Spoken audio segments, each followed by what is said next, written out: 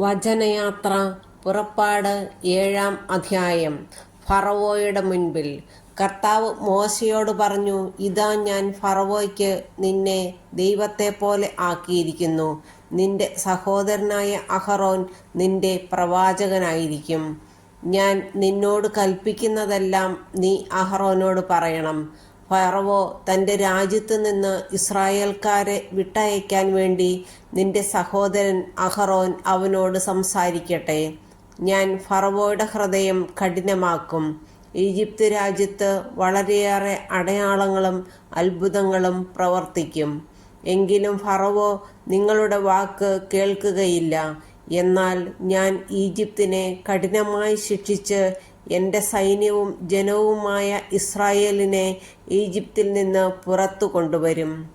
ഞാൻ ഈജിപ്തിനെതിരെ കൈനീട്ടി ഇസ്രായേൽ മക്കളെ അവരുടെ ഇടയിൽ നിന്ന് മോചിപ്പിച്ചു കഴിയുമ്പോൾ ഞാനാണു കർത്താവെന്ന് ഈജിപ്തുകാർ മനസ്സിലാക്കും. മോശയും അഹറോനും കർത്താവ് കൽപ്പിച്ചതുപോലെ പ്രവർത്തിച്ചു. അവർ ഫറവോയോട് സംസാരിക്കുമ്പോൾ മോശയ്ക്ക് 80-ഉം അഹറോന് 83-ഉം വയസ്സായിരുന്നു. വടി സർപ്പമായി മാറുന്നു. കർത്താവ് മോശയോടും അഹറോനോടും പറഞ്ഞു, ഫറവോ നിങ്ങളോട് ഒരു അടയാളം ആവശ്യപ്പെടുന്ന പക്ഷം നീ അഹറോനോട് നിന്റെ വടിയെടുത്ത് ഫറവോയുടെ മുൻപിലിടുക എന്ന് പറയണം. അത് സർപ്പമായി മാറും.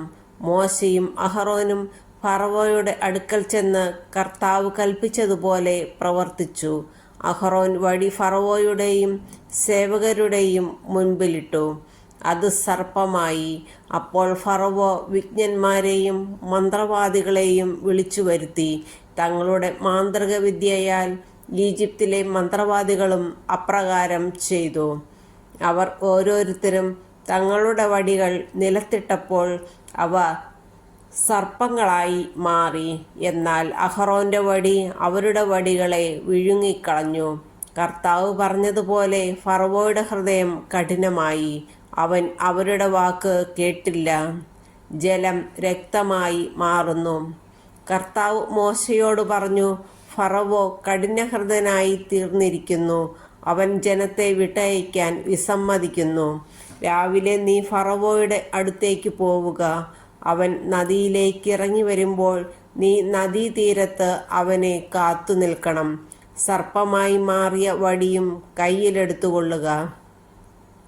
നീ അവനോട് പറയണം, ഹെബ്രായരുടെ ദൈവമായ കർത്താവ് എന്നെ നിന്റെ അടുത്തേക്ക് അയച്ചത് മരുഭൂമിയിൽ എന്നെ ആരാധിക്കാൻ എൻ്റെ ജനത്തെ വിട്ടയക്കുക എന്ന് ആവശ്യപ്പെടാനാണ്.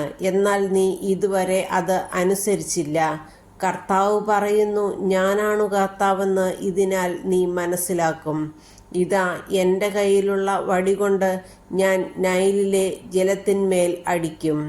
ജലം രക്തമയമായി മാറും. നദിയിലെ മത്സ്യങ്ങൾ ചത്തുപോകും. നദി ദുർഗന്ധം വമിക്കും.